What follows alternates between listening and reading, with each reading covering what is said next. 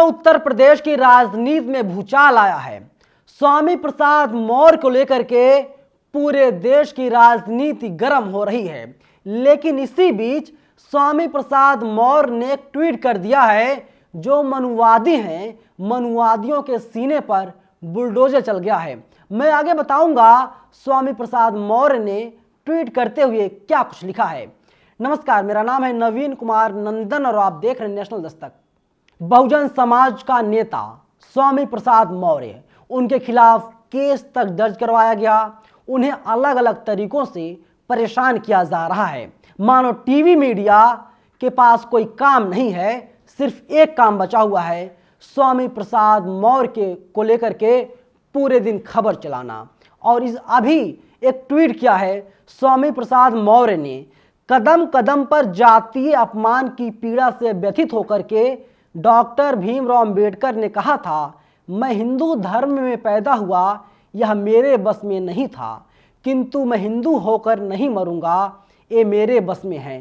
फलस्वरूप सन 1956 में नागपुर दीक्षा भूमि पर 10 लाख लोगों के साथ बाबा साहब भीमराव अंबेडकर ने बौद्ध धर्म स्वीकार कर लिया था।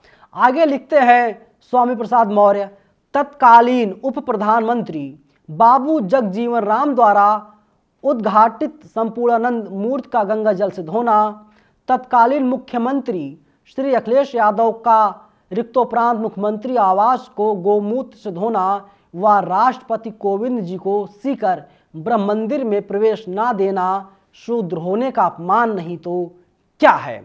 और अब जो टीवी मीडिया है, जिसे हमारे संपादक शंभू कुमार सिंह कहते हैं, बाभन टोली के जो पत्रकार हैं, वे लोग परेशान हो गए हैं। उनके पेट में पीड़ा हो रही है, उनके पेट में दर्द है, वे करे तो करे क्या।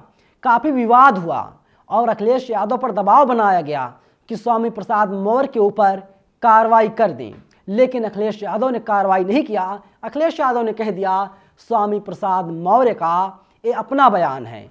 टीवी मीडिया किस तरीके से आपको भटकाने की कोशिश कर रही है।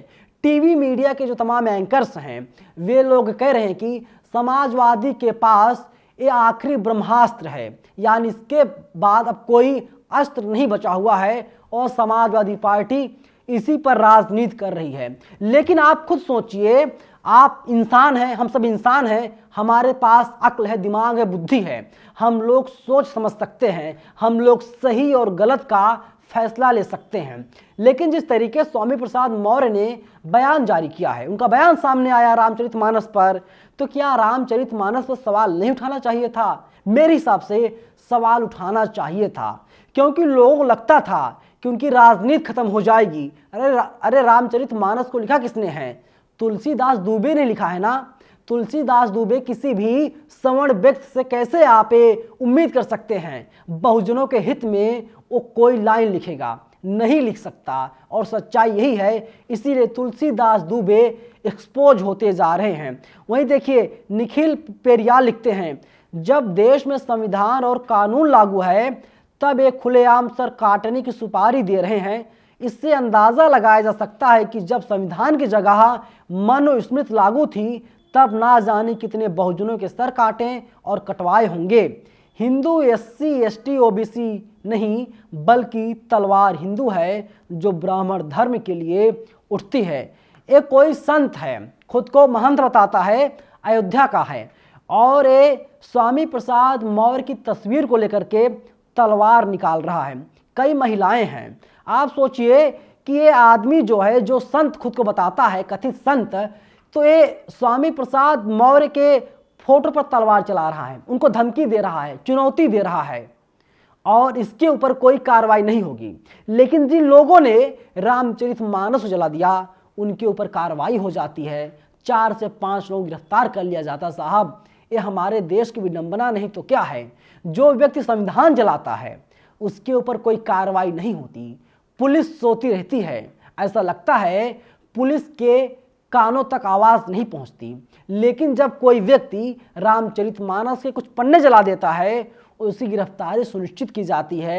यही तो राम राज्य है। इसीलिए तो आपने साल 2014 में नरेंद्र मोदी जी को जिताया, साल 2019 में बिताया। शायद 2024 में फिर से नरेंद्र मोदी जी देश के प्रधानमंत्री बन जाएं, वो भी तीसरी बार। और जब तीसरी बार प्रधानमंत्री बन जाएंगे, हो सकता है कुछ इसमें कमी आया, कुछ बढ़ोतरी हो जाए, लेकिन सच्चाई यही है, हमारे देश को, समाज को तोड़ने का काम टीवी मीडिया के द्वारा, मनुवादियों के द्वारा, ब्राह्मण व्यवस्था के द्वारा किया जा रहा है। ये कहाँ का न्याय है? ढोल गंवार शूद्र पशुनारी सकल ताड़ना के सब अधिकारी। आप बताइए, ये लाइनें जो हैं, जब इन लाइनों का मतलब स्वामी प्रसाद मौर्य ने समझा दिया, मनुवादी परेशान हो गए। खासकर एक जात के लोग, ब्राह्मण बिरादरी के लोगों के पेट में दर्द स्टार्ट हो गया है। एक हैं रोली तिवारी मिश्रा, एक क्लेम करती हैं समाजवादी पार्टी की नेता हैं, समाजवादी पार्टी की प्रवक्ता हैं, उलूल जुलूल ना जाने क्या क्या ये ट्विटर पर लिख रही हैं, चुनौती दे रही हैं। अरे मैडम, थोड़ा पढ़िए लिखिए, तब आपको ज्ञान होगा वास्तव में रामचरितमानस में जो चौपाई है उसका मतलब क्या है।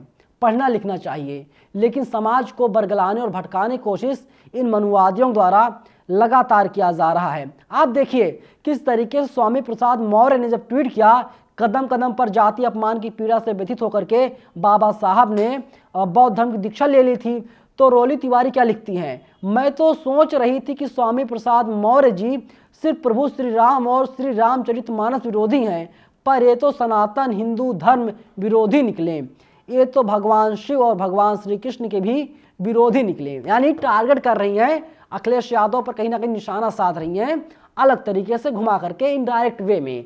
तो जितने भी बाभन टोली के पत्रकार हैं और जो भी मनुवादी हों, चाहे किसी पार्टी में हो, समाजवादी पार्टी में, बहुजन समाज पार्टी में हो, भारतीय जनता पार्टी में हो, उन लोगों का असली चाल चरित्र और चेहरा दुनिया के सामने आ गया है। वे लोग पूरी तरीके से बेनकाब हो गए हैं, लेकिन बहुजन समाज आज भी स्वामी प्रसाद मौर्य के साथ खड़ा है। क्या आप भी स्वामी प्रसाद मौर्य के साथ खड़े हैं या नहीं खड़े हैं? कमेंट सेक्शन में हमें आप लोग जरूर बताइएगा। धन्यवाद।